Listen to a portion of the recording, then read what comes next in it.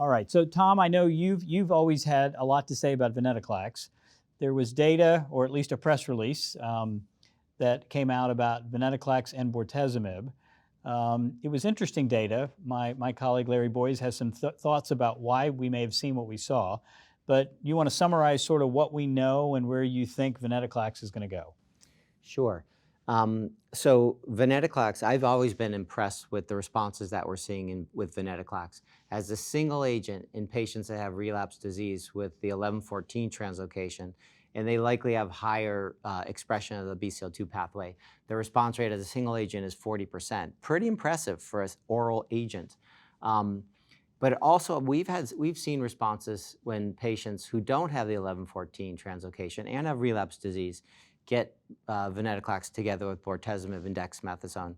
That led to the BELLINI trial, which is a phase 3 trial, and the phase 3 trial was bortezomib and dex versus Venetoclax, bortezomib and dex. And although in the triplet arm in everybody, it was not an 1114 trial. Correct. This is everybody, all comers. Right. And although there were better responses in the triplet versus the doublet arm, they actually saw a twofold increase in deaths. And most of the deaths were cardiovascular deaths and were deaths from sepsis and pneumonia, which is quite interesting, actually. And maybe there is some immune suppression effects from Venetoclax together with bortezomib and dexamethasone.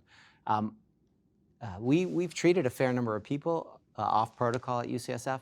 We honestly didn't follow everybody so intently like you do on a clinical trial. But offhand, I don't remember seeing a death or an infection that says to me, wow, this is an interesting or a difficult combination. So I'm very puzzled, actually, by the data, and I'm looking to see more data. And apparently, we may actually have an abstract presented at EHA this year. Yeah, and it wasn't just responses were better, PFS was better. Right. Yeah. Twice as better. Yeah, I mean, it was a significant improvement. And you know what I think Larry Boyes, who spent a lot of time thinking about this, would argue is that it's really the dex that is the better partner, or is the great partner with bortezomib or with Venetoclax. And bortezomib, you may be getting a bystander effect, but you also may be getting an adverse event signal through, as you suggested, immune suppression. I'm curious, how do you all use this or think about using it, or have you completely stopped? No, we're still using it, and it's interesting. You know, I actually echo what Tom's experiences, and we've been using Venetoclax in combination with PIs in patients who are more advanced than the BELLINI population, and we haven't, inherently observed this phenomenon of cardiovascular toxicity or increased infection. So I'm really curious to what happened. Was it just the perfect storm? I'm intent in looking at the data. It sounds very much like the Pembro story to me. But I'm not as close to the data as you are, but weren't a lot of those deaths after they came off treatment as well? Some were after they came off therapy, yes.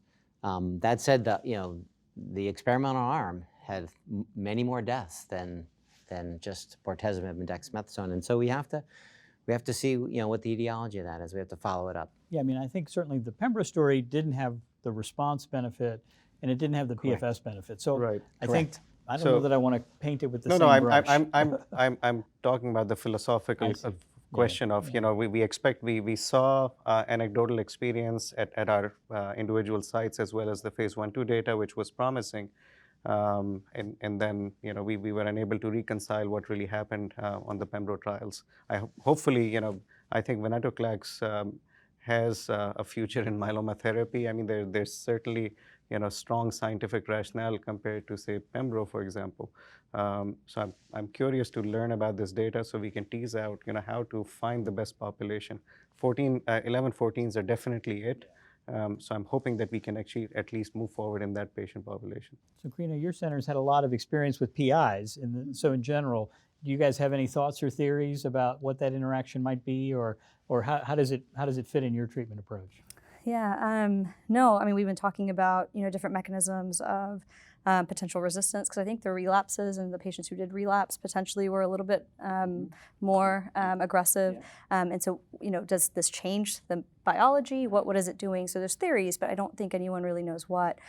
We still use venetoclax, and we've had patients 11-14 BCL2 high expressors that are responding, but now we put everybody on antibiotics, and so that's the issue, right? I think once, hopefully this does open back up, these trials open, but what do you do now if we don't get a reason?